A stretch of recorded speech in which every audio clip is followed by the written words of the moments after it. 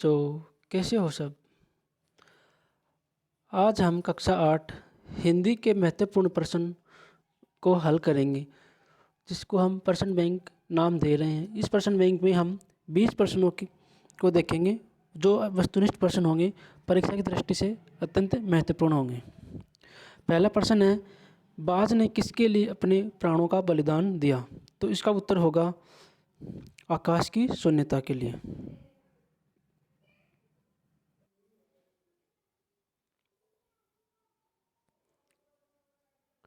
प्रश्न 2 देखिए, आज का युग कहलाता है। तो आज का युग औद्योगिक विज्ञान का युग, दूरदर्शन का युग या मशीन का युग? तो इसका उत्तर होगा मशीन का युग। ये सही होगा। प्रश्न 3 देखिए, उत्कर्ष शब्द में सही उपसर्ग है। तो इसमें सही उपसर्ग होगा उत। उत होगा, तय हलंत है यहाँ पे, उत उपसर्ग। प्रश्न 4, बदलू ने जमींदार को चूड़ियों का जोड़ा क्यों नहीं दिया? तो इसका उत्तर होगा अपनी बेटी को देने के कारण, क्योंकि वह अपनी बेटी को देने के लिए बचा के रखा था, इसलिए उसने नहीं दिया। प्रश्न 5, पृथ्वी की आकर्षण शक्ति के बारे में किसने बताया? तो इसका उत्तर होगा न्यूटन ने। स ऑप्शन इसका सही होगा, न्यूटन ने पृथ्वी की आकर्षण शक्ति के बारे में बताया था। प्रश्न 6 देखिए, अधिकारी में उपसर्ग कौन सा है? तो इसमें उपसर्ग होगा अधि। ऑप्शन स सही होगा, अधिकारी में अधि उपसर्ग है। प्रश्न 7, कबीर के अनुसार ईश्वर की भक्ति कैसे की जा सकती है? तो हाथ में माला फेर कर भी नहीं, मन को बहला कर भी नहीं, राम नाम का जप कर कर भी नहीं। इसका उत्तर होगा ग। मन को एकाग्र करके ईश्वर की भक्ति की जा सकती है। प्रश्न 8 देखिए, बस की यात्रा में बस कैसी थी? तो इसका उत्तर होगा बस की यात्रा में बस वयोवृद्ध थी। ऑप्शन स सही है, वयोवृद्ध बस थी। प्रश्न 9 देखिए, गांधी जी के नेतृत्व में सविनय अवज्ञा आंदोलन कब शुरू हुआ? तो सविनय अवज्ञा आंदोलन ऑप्शन ब 1930 में शुरू हुआ था। प्रश्न 6, गोपी ने यशोदा को शिकायत की। तो गोपियों ने यशोदा से किसकी शिकायत की? तो गोपियाँ यशोदा से श्री कृष्ण की शिकायत की। ऑप्शन ग सही होगा। प्रश्न 11, वह अच्छा लड़का है, वाक्य में विशेषण है। तो इस वाक्य में विशेषण शब्द होगा वह भी नहीं, लड़का भी नहीं, अच्छा।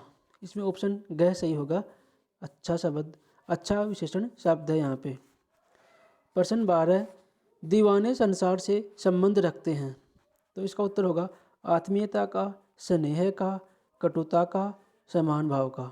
तो दीवाने दुनिया से आत्मीयता का संबंध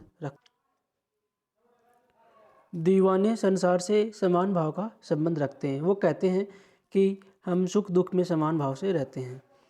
प्रश्न 13, थामने को बैठा है हाथ एक, किसे थामने के लिए कहा गया है? तो यह सबसे कठिन समय नहीं नामक कविता से लिया गया है। तो इसमें गिरती हुई पत्ती को थामने के लिए एक हाथ बैठा है। ऑप्शन ग सही होगा। प्रश्न 14 देखिए, जहाँ पहिया है पाठ में नव साक्षर का अर्थ है। तो इसमें नव साक्षर का अर्थ होता है नई नई साइकिल चलाना सीखना, क्योंकि नव साक्षर का वैसे अर्थ होता है कि नया नया सीखने वाला या नया नया पढ़ा लिखा, लेकिन यहाँ होगा इस पाठ में नई नई साइकिल चलाना। ऑप्शन ख सही होगा। प्रश्न 15, लता सोती है वाक्य उदाहरण है। तो यह वाक्य कौन सी क्रिया का उदाहरण है? अकर्मक क्रिया, सकर्मक क्रिया, अपूर्ण क्रिया या द्विकर्मक क्रिया? तो इसमें कर्म नहीं है, और जहाँ कर्म नहीं होता है वहाँ अकर्मक क्रिया होती है। इसमें ऑप्शन क सही होगा, वाक्य में अकर्मक क्रिया है। प्रश्न 16, प्रकृति को संदेश वाहक माना है। तो प्रकृति को संदेश वाहक मानना है ईश्वर का, क्योंकि जो प्रकृति है ईश्वर का संदेश हम तक पहुंचाती है। ऑप्शन क सही होगा। प्रश्न 17 देखिए, कहानी में सांप प्रतीक है। तो इसके ऑप्शन है भयंकरता का, कायरता का, डर का, परतंत्रता का। तो इसमें ऑप्शन ख सही होगा, कायरता का, क्योंकि सांप जो था कायरों की भांति गुफा में छुपकर रहता था।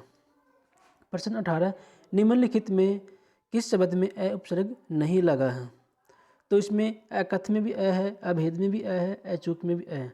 अनुज में ऑप्शन घ सही होगा, इसमें उपसर्ग है अनु, अ उपसर्ग नहीं है। प्रश्न 19 देखिए, गायब का विलोम होगा। तो गायब जो शब्द है उसका आना भी नहीं होगा, उदय भी नहीं होगा, उड़ना भी नहीं होगा, उसका विलोम होगा प्रकट होना। इसका ऑप्शन, इसमें ऑप्शन ग सही है, प्रकट होना। अंतिम प्रश्न देखिए इस प्रश्न बैंक में, कृष्ण ने सुदामा द्वारा लाए गए उपहार को किसमें भीगा हुआ बताया। तो श्री कृष्ण है सुदामा के द्वारा जो चावलों के रूप में उपहार लाए था उसे सुधा रस में भीगा हुआ बताते हैं। इस सुधा का अर्थ होता है अमृत। तो विद्यार्थियों, ये हमने 20 प्रश्न लाए थे वस्तुनिष्ठ प्रश्न। जहाँ तक संभव होगा इन प्रश्नों में से परीक्षा में ज़रूर आएंगे। अगर आपको यह प्रश्न अच्छे लगे हों तो आप हमारे साथ बने रहिए, हमारे चैनल को सब्सक्राइब करके, और अपने मित्रों के साथ में इस वीडियो को शेयर कीजिए। थैंक यू, धन्यवाद।